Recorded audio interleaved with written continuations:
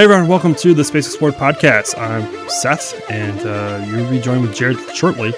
This week we had a lot of news about rockets, almost all of them about rockets in development.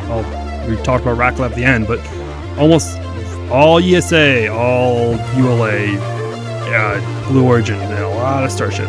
So I hope you guys all enjoy. We had a great conversation and some great discussions about the future of Starship at the end. So enjoy.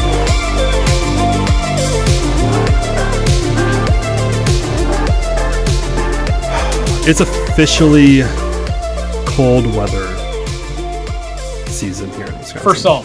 For here in Wisconsin. I don't know what happened. Last week it was like 40 degrees out and 40 to 50 degrees out. It was absolutely glorious. This weekend it snowed.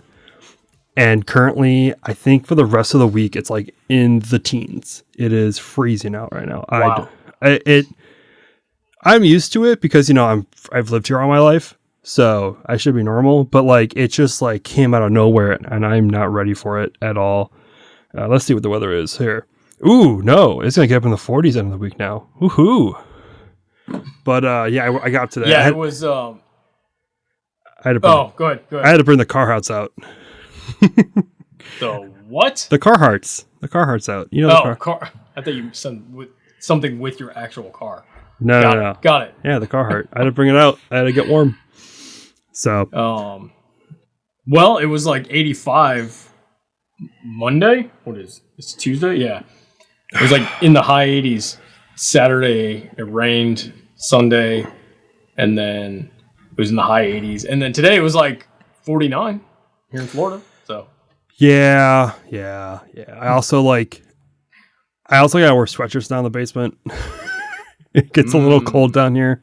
A little chilly down there. Yeah. Well, it's Wisconsin for you. So, anyways, well, it's another week, another podcast, more news. Yeah. We have a lot of Starship to talk about today.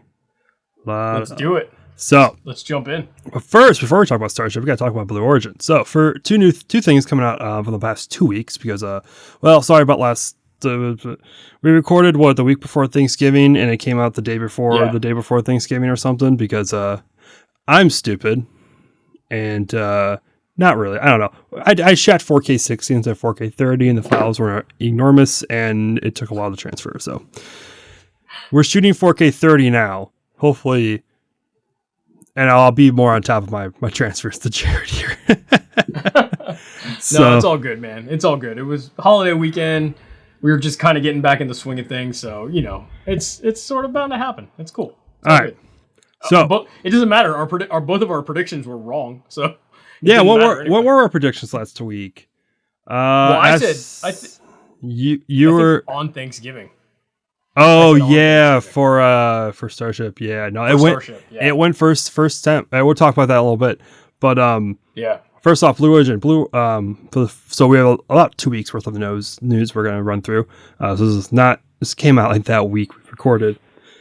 Blue Origin is in the running to buy ULA, apparently. According to Ars Technica, Eric Berger. He has apparently heard sources that there are 3 potential buyers for ULA. If you don't know who ULA is, they are kind of the original SpaceX before SpaceX came. They're a joint partner between Boeing and Lockheed Martin, and I mean they've existed. I think it's probably the best way of putting them. I think they're making some changes now that hopefully they'll try to compete with SpaceX, but for the most part, they've existed and in the world where SpaceX is thriving. The 3 companies who are kind of in the running, apparently there's a private equity firm, which is would just be a bunch of, as I call it, private equity that wants to come buy a company and then kind of resell it after it kind of trims the fat. And then the Blue Origin is one of them. And then he talked about another space company outside of launch that has a lot that's well funded. However, he said he wasn't going to confirm that one as well as the other 2. So the only one he's naming is Blue Origin and then the private equity firm, which in my opinion makes a lot of sense. I think Blue Origin has a lot of skin in the game with ULA already with the BE4. as well as Amazon. Amazon has a lot of launches stacked with them, and of course Jeff Bezos owns both Amazon and Blue Origin, so bringing that company like just in-house would make a lot of sense. And then I'm sure he's not having fun launching on SpaceX rockets with Amazon, right? So that's which is interesting because it made sense. Amazon, the CEO was the CEO of Amazon, or was it the VP in charge of Kuiper? I don't remember which one. They said that they were open to launching on SpaceX. They haven't yet, though, and that's actually a whole reason for a lawsuit. But that's a whole other problem. It just it just makes a lot of sense that ULA or Blue Origin would just want to acquire the contracts that ULA has. They would if they acquire. I think this it sounds like the acquisition would go through after the first launch of Vulcan, so they would come online with straight away with having orbital launch capabilities. It just, and they wouldn't have to wait for New Glenn, which we actually have a little New Glenn news as well. So I don't know. I think that's what this week's poll is whether or not you think it's a good or a bad thing. It's not the first time a big aerospace company has been acquired. I mean, almost all of the contractors and subcontractors that worked on Apollo and Gemini, they all pretty much have been rolled into Boeing and Lockheed Martin. So there was probably 6 or 7 massive contractors, and they're all now Lockheed Martin, Boeing. Right. What's the other American Aviation or something? What was it called? I don't remember. But they were all pretty much rolled into pretty much Boeing. So I'm not really. It doesn't really shock me at all that this might possibly happen. And it would. I think I was gonna say the more shocking thing is probably just the two, the pedigrees of the two companies, right? Because one's obviously tech billionaire startup. The other one is long-lasting aerospace. Yeah, a lot of long tooth in the game. So that's probably more of the surprising factors. It's just the two titles of the companies, rather than what's actually happening. And it's also kind of it hasn't happened in a while. I mean, L3 just purchased Aerojet Rocketdyne, but that was kind of different, and both of those companies are more behind the scenes companies. We don't see their headlines a lot unless you're in the news, in the know. Yeah. And exactly. So that's what I'm saying. ULA, Blue Origin are very recognizable. They're two of the larger companies. Yeah. So seeing them merge into one or one bought out would just be interesting to see an Atlas launch with the Blue Origin logo on it. It would kind of, for a lot of fans, I think that would probably hurt a little bit, but it'd be interesting to see that happen. I didn't even think about that. Man, Atlas would launch with Boeing. Well, it's you don't want to see your favorite player on the other team, right? That's true. That is true. All right. With other Blue Origin news, it looks like that Blue Origin on their first launch of New Glenn is going to gradually go from, I guess, as long as they don't acquire ULA and then launch a rocket between now and then from ULA side, Blue Origin is pretty much going to go from suborbital to Mars in one launch. This comes from this comes from a couple different sources information, but pretty much came out of a NASA advisory committee meeting that showed that escapade, which don't ask me what that stands for. It's something to do with something in space. It's one of those super long acronyms. It's turned into a really cool name. So this is a mission that NASA is launching on New Glenn, and now Blue Origin won that contract back in February. So it came out through this meeting that that launch would be happening on the first New Glenn rocket launch, and that's taking place no earlier than August of 2024. But this meeting took place the other week, and they said within a year, looking track for in a year. So it might be towards the end of 2024 when we might see the first New Glenn rocket launch. And that looks like it'll be going to Mars on its first mission, that's crazy. Which is pretty impressive. I mean, it's launching a rocket. Like, I don't want to say like it's not like we say that in a way. I guess I everyone thinks of space development now like in SpaceX terms, that you launch and you fail, you launch and you fail, you launch and you fail, and then you finally get to one version that's right. And Blue Origin's not doing that. They're going about the more traditional way, which is you validate everything before you launch.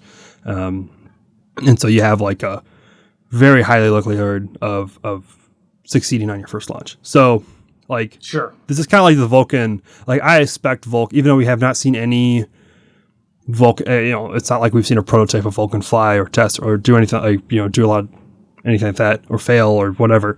I'm expecting Vulcan to succeed on the first flight. I'm expecting New Glenn to succeed on the first launch. And if it doesn't succeed, that would be a pretty, that'd be pretty bad for Blue Origin, in my opinion, if it does. Because they have spent a long time. You don't spend this long developing a rocket to catch up to your competitor, right? To fail on your first try. Yeah. The amount of money and time that Jeff has spent on this company, that would not do well if it failed. Taking along with this news, we believe is the first flight hardware shown up for New Glenn. So, the VP of New Glenn at Blue Origin, over the whole New Glenn project, he said in September that we'll see flight hardware show up at a integration facility.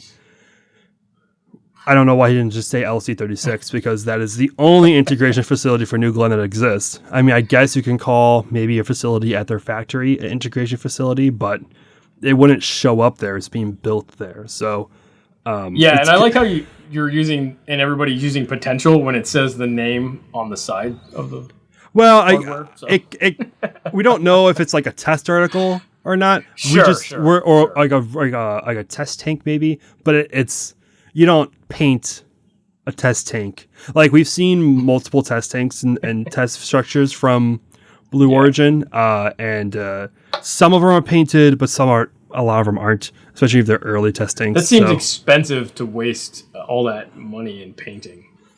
I guess if you want to, you got to practice somewhere. I guess you got to practice the painting. Sure. Hey man, you're not just born a rocket painter. You got to practice. You got to cut your teeth on those test tanks. If there's any rocket painters out there, please hit us up. Yeah, if you paint rockets for a living, I want to know how you got that job. Chat. Yeah. So, so NASA Space Flight's Max Evans saw that on a helicopter flyover last night from recording this. So, fresh news for you today. But yeah, that's exciting for Blue Origin. Hopefully they this is good signs that we'll see a launch in middle of next year, maybe middle of next year. I'm interested more in the ULA acquisition. I think that's actually a lot more interesting to me, long term wise. I think, if that ends up going through, that'll be cool. The sad thing about the acquisition of ULA from Blue Origin is most likely we would see Vulcan retired. For New Glenn. Like, there's no reason for Blue Origin, if they acquire ULA, to operate both Vulcan and New Glenn if they can both operate the same way. Probably not for a while, because I think Vulcan will probably be served in a like national security space operations type of way at offering, and it would only handle that, and then all the commercial missions would move on to New Glenn, and then any defense missions that could go on New Glenn would go on New Glenn, because I have a feeling New Glenn is probably going to be a little bit more cost effective just because it's reusable. But in the long term, because I think like Vulcan could do vertical integration of payloads, which is something that it can only do until SpaceX builds that capability, and New Glenn does it at LC-36. So it would have to stick around just for those missions that require that sort of stuff. So I guess that's probably what will happen. But eventually, we'll probably see ULA it'll probably get sunset. It'll just get absorbed into Blue Origin operations, and it'll just be New Glenn. Maybe they'll take a bunch of people and it'll kickstart, New Armstrong, development, which is their, I don't even know. It's supposed to be their larger rocket, I guess, for whatever reasons that they need it for. So yeah, that's probably what's going to happen, sadly. But anyways, other rocket news this week. Another new rocket news. This is all, actually, I just realized all of our news is about rockets in development, pretty much. It's good. It's good, man. It's finally a little bit of change of pace here. ULA with Vulcan, Blue Origin with New Glenn, Starship, and then now Ariane 6. So Ariane 6 had its booster fired for about 7 minutes on Thanksgiving Day, because those Europe's don't care about Turkey Day at all. They were working while we were stuffing our faces. They kind of created it, but okay. Yeah, and we can go down that history in another podcast. That's another podcast. That's another podcast topic. That's a whole new branding. Yeah. But so on Thanksgiving Day, ESA and all of its partners, Ariane Space, CNES, and whatnot, have all got together and they all test fired the Ariane 6 booster engine, which is a Vulcan 2.1 rocket. The Vulcan 2 powers the Ariane 5. 2.1's a more cost-effective version of it, and it's on a test article right now. I think I got it wrong on one of my articles that I called it the Ariane 6 rocket. It's technically a test article. They're still building the first flight-ready Ariane 6, which will probably come, I don't know, sometime next year. It's Ariane. We don't know. That's worse. They're worse than ULA about anything. So, yeah. But yeah, it's good to see something of it. This is kind of the final test that they needed to conduct before they gave us an actual launch date, or would even talk about a launch date. They said over and over again that they're going to wait to the end of this launch before they move on, and we have it. So maybe, I don't know, we'll see. Maybe we'll see an Ariane 6 launch date come by the end of the year. Maybe. Well, it's coming up quick. Yeah, it's coming up quick. I didn't realize. Yeah, December's Friday. December starts on Friday. Yeah. All right. Yeah. So that's our quick bits news this week. A lot of ULA and Blue Origin. Blue Origin's making waves. Yeah, that's good. Blue Origin's coming. That's good. Yeah. So, all right, we're gonna take a short break. We'll be back with everything. We have so much Starship to talk about. Just so much. Yeah. Super excited. Let's do it.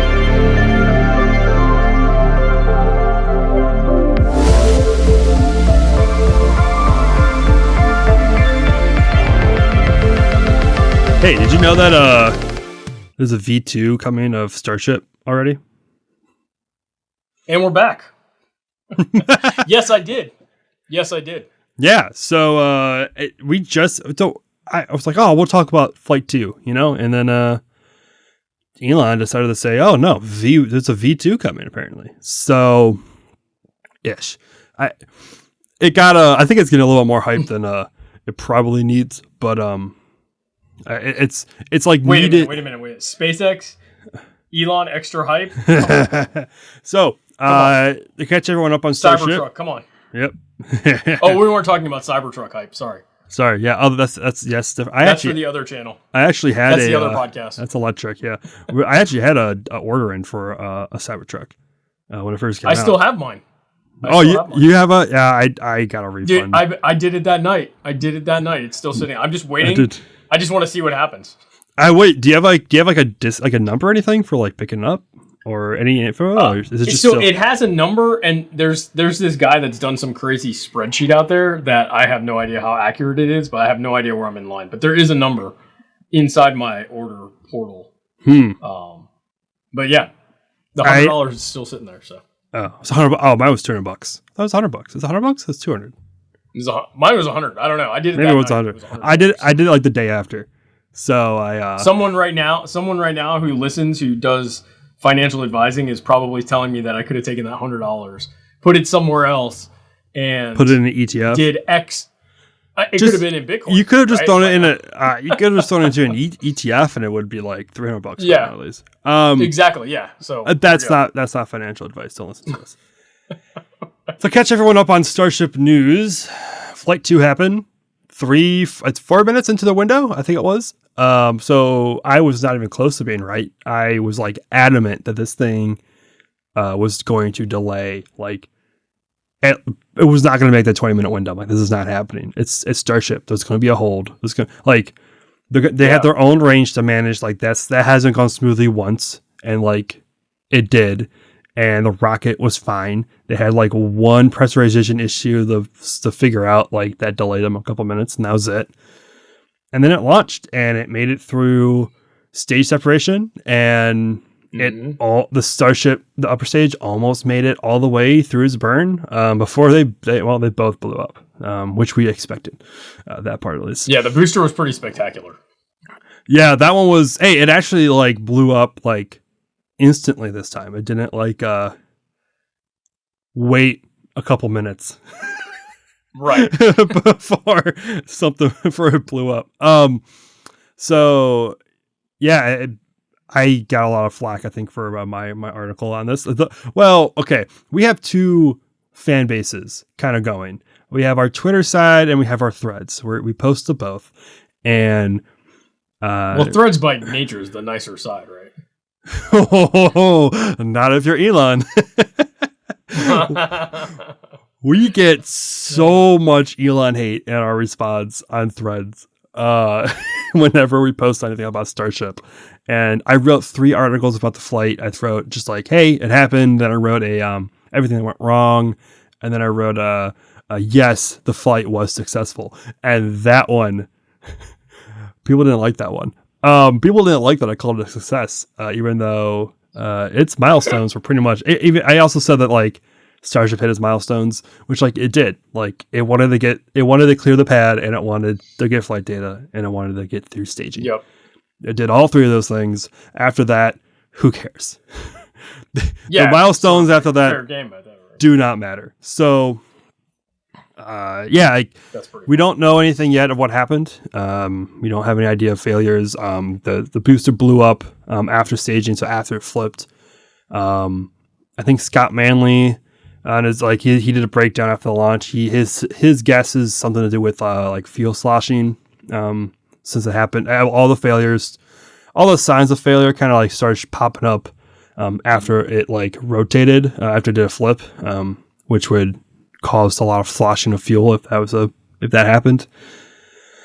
But for Starship, I didn't even know you could see it blow up until I watched its video. Like I kind of like had it in the background. I'm like, okay, cool, it's fine. And all of a sudden, like they said, like, oh, it was terminated by FTS. I'm like, well, really? And then I watched the video. I'm like, oh yeah, you can watch it happen. I'm like, oh, you can watch it happen. So like right as it was going up the horizon too, like the camera just caught it. Like you can see like a bunch of venting, and then like you can see like the explosion, which it's not a fireball. It's just a bunch of gas, pretty much, because you're so up high in the atmosphere. It's just really that's what it is. And that happened like right towards the end of its burn, so it didn't really reach it like its peak at that point, but it got very, very close. I mean, like there were no signs of failure on that until it failed. So who knows what that was? Maybe there was a fuel mixture that was wrong or something, like, and so it ran out of fuel. Like it ran out of fuel too soon. Something overpressurized, something underpressurized. Like it was probably something like just something very stupidly basic. It could have been like an alien. Who knows? Yeah, maybe the aliens are getting too concerned. We're getting too, are the little toy planets getting a little too self-aware. Yeah. So that was really exciting to see. Like that, it just worked. Like first flight, no scrubs, and like it got through staging and it got almost all the way there. I'm like, oh, like holy shit, this is actually might be working. Like, yeah, it was pretty crazy. I turned it on. I got up. I didn't get up with the intention of watching it, but I got up. I almost missed it. I was like out walking the dogs, and my kids got up, and I was like, oh, let me check in on it. And then I flipped it on, and I had the kids. We were watching it, and my daughter kept asking me. She's like, oh, "Is it gonna go? Is it gonna go?" When it was still in countdown, and I'm like, "Yeah, in a few minutes, maybe." But I was like, "Probably not." And then all of a sudden, she's like, "Daddy, it's launching," and I was like, oh wow, it's actually happening. It's going, and it was like it kind of caught me off guard as well because I definitely was, sort of waiting for the delays, and it was a 20-minute window, right? So it was like Yeah. it was. I think it was a 20-minute window, right? Yeah, it was. Yeah, it was 20 minutes, and then it was the normal hour. I think its normal window is like 2 hours. Yeah, exactly. So 20 minutes, and I mean, anybody that has watched any launch, 20 minutes is kind of nothing, right? That's like seconds in launch time. So yeah, I mean, like SpaceX is used to like instantaneous launch windows, like with really all of his Falcon 9 launches have an instantaneous window once it gets down the fueling. Sure. This was like a little bit. That's a little bit different animal, but yeah, like that machine, what's going to happen with Starship. Right. Like anything can really pop up, so it's kind of impressive to see that. Like, there was a clean countdown, like very clean. I didn't wake up. Yep. I set an alarm for fueling, like to be woken up, like when they start the fueling operations, and I'll watch through there. And I dozed off, and I woke up at like T-minus like 3 minutes or something like that. Like I woke up I'm like, oh my gosh, oh no, okay. All right, good thing I don't live tweet stuff anymore, because that would have been really bad if I said I was going to live tweet it and then didn't. Because that's happened before too. I wasn't watching the official SpaceX broadcast. I was watching another one. I don't remember which one I was actually watching, but it caught everybody off guard there too. They're like, oh, it's going. Yeah, so, that's usually how those go. Yeah. Yeah. So but yeah, it was I cool. watched it was cool to see. Yeah, the SpaceX one. Bit, obviously further. Yeah, the SpaceX one this time was actually like had some people that like it wasn't just before I'm blanking on his name. Dead silence until it was like it was like why am I blanking on the host's name, like the iconic host that has been there forever. I'm just blanking on the guy's name. It usually just that one guy, and then it's just dead silence and he talks of it so often. It was actually like continuous, like hosting, kind of like a Falcon 9 launch almost. So nice. And they said that they they had to mute themselves when it launched because they were screaming a little too hard. So nice. Yeah, but everything launched. I mean, I would consider that mission a success on SpaceX terms. Of course, now we have another FAA investigation, which is more of a paperwork time delay issue rather than like the previous investigation. The previous investigation was like kind of more like a nail biting one. Like, okay, like that caused a lot of damage. Let's hope that the FAA doesn't go like, oh, maybe we shouldn't let this thing launch. That was kind of a big concern for the last investigation. And then, of course, you had the Fish and Wildlife, come in. The other concern was whether or not that lawsuit, that environmental lawsuit that was going on, whether or not they were going to try to do an injunction on the launch license. They haven't attempted to do that. So this investigation is more like, okay, how long is it going to take versus like, are they going to approve a third launch? They're going to approve a third launch. They've set the precedent for it. And then it's just whether or not it takes a few weeks, it takes a few months. That's kind of the whole deal now. And then, so we got to figure out what went wrong. I'm sure that's what SpaceX is working on now. We haven't really, Elon has been really tight-lipped about failure causes. Usually he would like speculate, or not speculate, but he would just like start saying things like within a few days. He's really said nothing, which is interesting. It must be rather more complex than simple, which might mean it might take a little bit longer if he hasn't said it, or maybe he's just maybe someone at SpaceX says you can't talk about that. Maybe Gwen's gonna. I'm gonna go ahead and say that's probably not what's happening. I don't think there's a single lawyer who can contain that man over there. Yeah, exactly. But what he has talked about though is so he did mention like 3 to 4 weeks having the next flight hardware ready, which is interesting. That doesn't mean launching in 3 to 4 weeks, but just having stuff available and tested and all that stuff and ready to fly. Yep. That would be 3 to 4 weeks from the launch, so that would be like around Christmas time. But what he has been sharing and a little bit more interesting was a new version of Starship, so Starship V2, which it's more like we have all these things we want to change about Starship. Let's just do them all now. Right. And then it's different enough to where we can call it V2. V2. It sounds like Elon just started calling it. This is probably how I have no inside information. This is just my assumption of how it worked. Is that Elon just said like, oh, we'll make that change when we open up Star Factory, which is what their new factory is going to be is down in Starbase. So they removed all the tents, the temporary stuff, and they now have a permanent factory there. I'm sure like he's just like, oh, let's just wait till we do that. Wait till we do that. And then he's like, oh yeah, well, it'll be V2. It'll be V2. He just started calling it V2. And now he's like, oh, well, now we're going to call it V2. And all it really is just probably like a few changes. He did say that he said more fuel, which would either mean less pressurized cargo space because they extend the tanks up, or they stretch the tanks, which means the upper stage will be taller.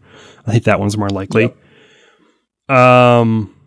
Which would make some changes to some of the ground infrastructure to the launch pad, depending on how they do it. Mm-hmm. They also said that so dry mass would be lowered, and then improved reliability. So dry mass would be, that's of course its weight before it gets fueled with any consumables, so any propellants, gases, anything like that. So that could be like, maybe a thinner steel that they use. They would, or less steel. But it would also reliability could literally be anything. It could be in changes to Raptor, could be changes to the ground infrastructure. Who knows? Because they kind of they call their launch pad ground zero. They kind of like imply it's part of the rocket. So like, I'm sure changes of that is changes of Starship. So it could literally be anything. It's also being built out of this factory now instead of tents. So that's going to be it might be cleaner, might be a little bit more finished product like versus what they've been pretty good. I mean, they look pretty good already, but who knows what changes they could be. But yeah, no. Another thing that's interesting that's been speculated but not confirmed by anyone is that we could see 3 extra Raptor engines installed on Starship, which. So what does it go to 36 now? What is it, 33 now? Right? Yeah. Is there? Yeah, 33. So that'll be 33. Is it 33 on the whole rocket or 33 on the booster? I don't know. You know what? It might be just 33 on the booster. A boatload. There's going to be a boatload of engines on this rocket. One entire boatload. I think that's a How I Met Your Mother reference. He makes 36 boatloads. But so we can see like I think adding the Raptors would go against the decrease in dry mass, because I don't think you could really. There's not enough steel thinness you can make if you're going to add 3 Raptor engines.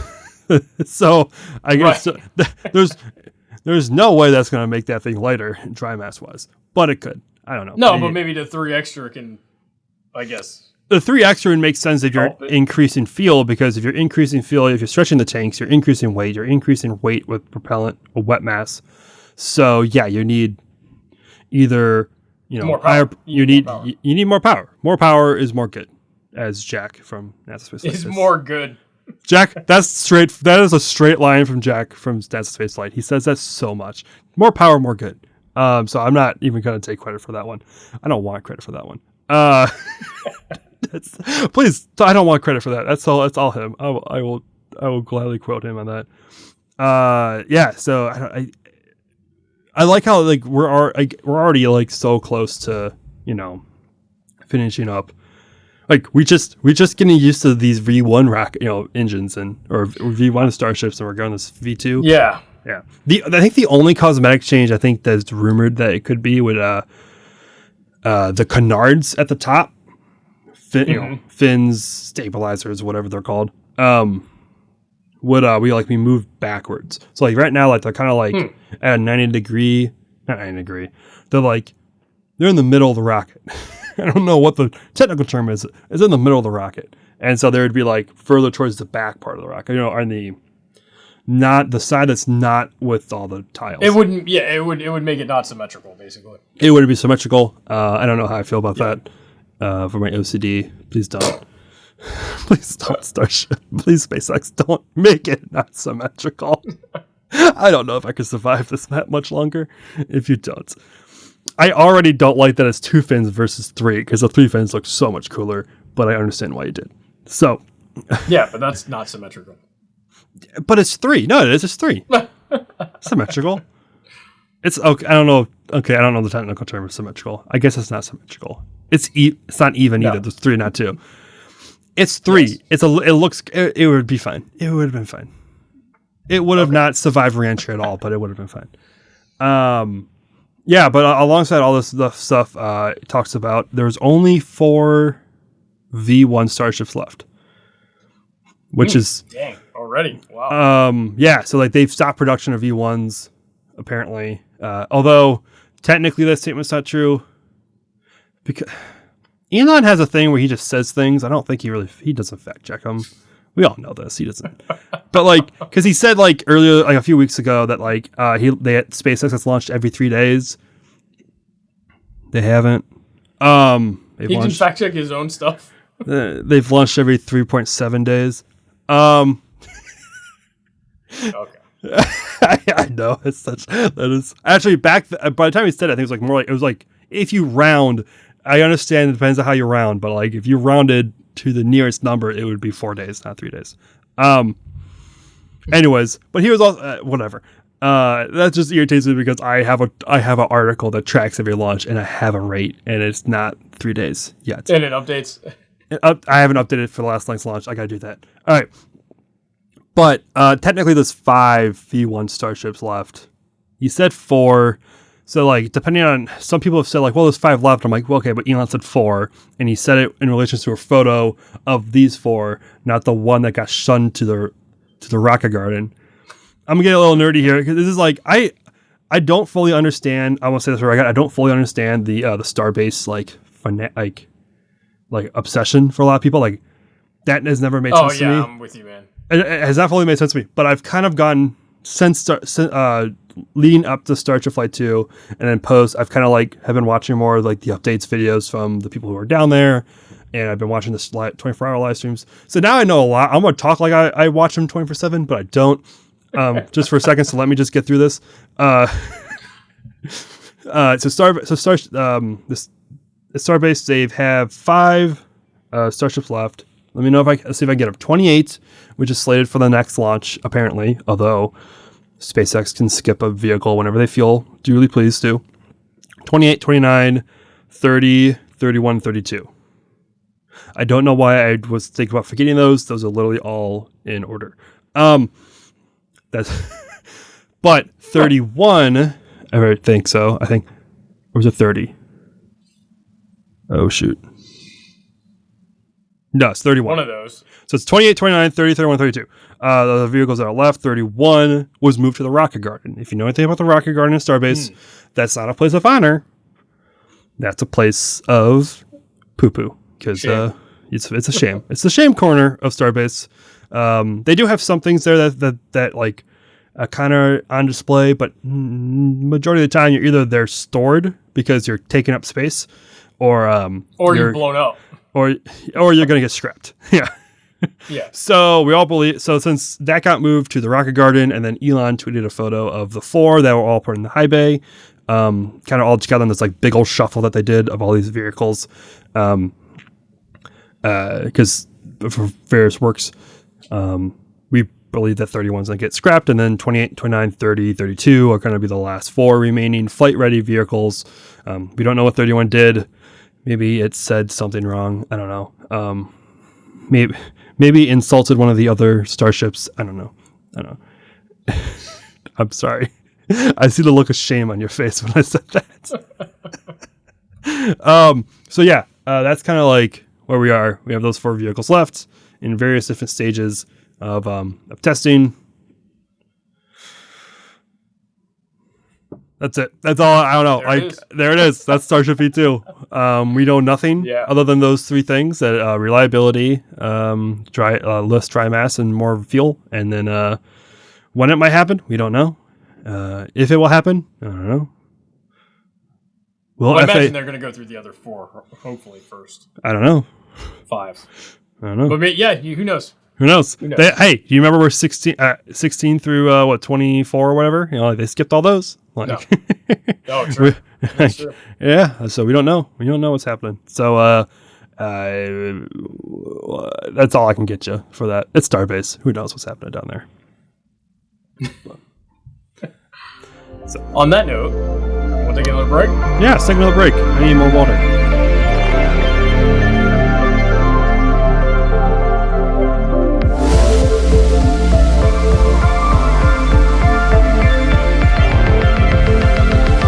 So I'm the only one with a hot take this week because I cheated.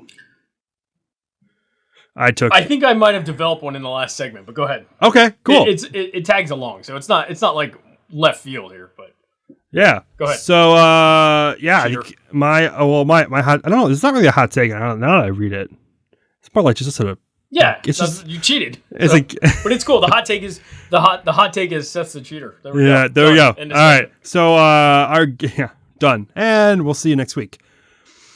But no, I guess my opinion, my guess is we're going to see Starship fly again early next year, and I have to now go. I didn't have this pulled up. I should have. I'm bad. I'm sorry. 70% of you agreed with me on my assessment that we'll see a launch early next year, 2 to 3 months.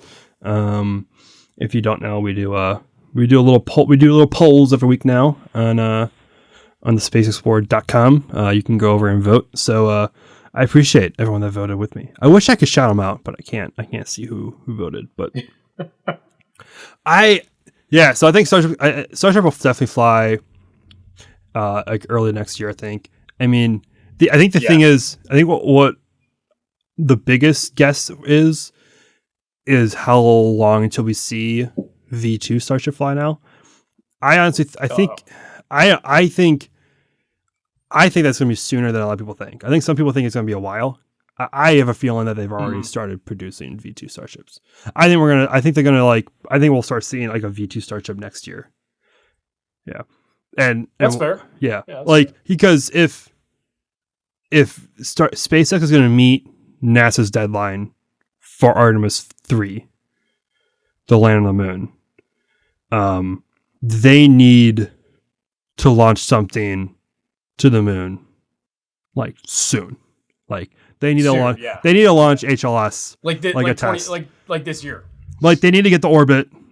24, I mean. 24. Yeah. Like they need to get into orbit and they need to start doing orbital testing like within the next year. And if they're not, like if they're still in this like we launch it and it fails somewhere in between here and orbit, or like it fails somewhere, like sure. I mean, they like start like Flight 3 needs to make it to orbit, I think, or Flight 3 needs to make it to Hawaii for sure.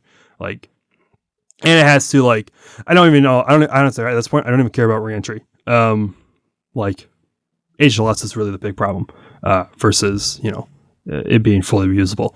But yeah, it definitely needs to make it. It needs to make it Hawaii, and it needs to start getting stuff to orbit and do some refueling next year. And I think we'll see that. I think V2 is probably going to be one that does that. Like I don't think I think part of V2 is probably also like we need to really think about the long term. Like we really need we need a Starship that's not built out in like in a barn, like a tent. Yeah, like we need a vehicle that can do everything we say it does. And right now, Starship can only like it. They have payload doors, but only for Starlink. There's nothing that I've seen that it's very prototypey.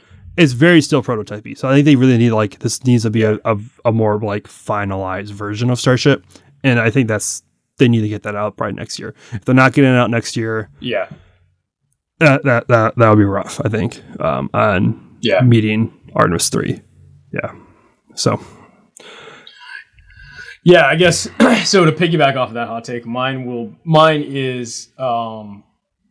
So you're saying that at least our last segment we said that it's like 3 to 4 weeks until the next version is ready to launch. Of course, that doesn't mean it will launch, but it will be ready. I'm going to go ahead and say by the end of 24, or the second half of 24, we're going to start seeing these things like once a month, like going off. And that will help speed up that timeline to meet what you're talking about. It'll start happening pretty rapidly here in the second half of 24. Yeah. And if you're going to do refueling, like you got to launch within a couple of days of each other. Like, yeah, yep. That's got to be like kind of like what we got to start seeing in 2024. Like not 2 launches. I think we need to see Starship needs to be a thing. Like it needs to be like at least 2 a quarter. Yeah, like Starship needs to at least launch more than Rocket Lab by the end of next year. And Rocket Lab has 22 launches scheduled for next year. So I think if Starship can launch as much as Rocket Lab next year, that would be freaking insane. It'd be I don't know what to take about that. If Starship launches more than Rocket Lab. Yeah, that would be insane, but I don't know, man, given like just the, we always kind of joke about this, but the rapid uptick in the Falcon 9 rocket launches, it went from, a couple of year to a couple of quarter. And then like, I don't know, what is it up to this year? There's several, 89. Yeah, whatever it is. Anyway, 89 including Starship and Falcon Heavy. Yeah. Like, yeah, so that's almost twice. That's almost twice a week for the entire year. So yeah, I think just their track record of being able to, sort of rinse and repeat. I think once they kind of get some of that down, you're right. V2 is probably going to be that version where they're able to just throw up there and launch it. On a rapid basis. So. Hopefully, yeah. And apparently there's V3 of Raptor coming down the line, apparently. I don't know. Like, just show me a finished rocket. That's all I care. Starship needs to be a thing. You can't, I think another year of it being like in development, I think would not be, it's not good. Yeah, I think next year. I don't think they want that to be like that anyway. So. Yeah, I know next year I think it really needs to be like, oh, this is now out of development, on its way out of development. So, that's what we need to see. All right. Cool. That's it for this week. Make sure you go vote on our poll at spaceexplorer.com. Let us know what your thoughts are on Blue Origin and ULA acquisition. You can follow us on all the social medias. Space Explorer. You can follow Jared. Where can you find you? At Hyperlight, mainly on Threads and Instagram.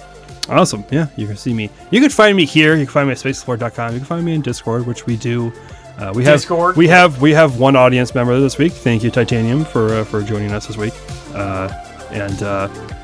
You can join us next week. I tweeted out before we started. I thought at least one person would join from Twitter. Since then, no one's joined. So obviously, we're still working on that.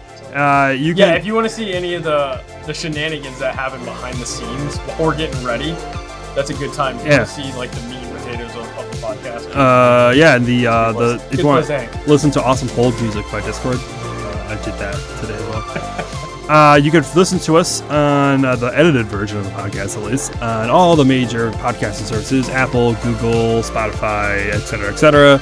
Make sure you leave us a review; that'd be highly appreciated. That'll get us bumped up there in the algorithms, and maybe a few more listens. That'd be great as well. Please share it out if you like it. We'll see you guys all hopefully next week. Peace.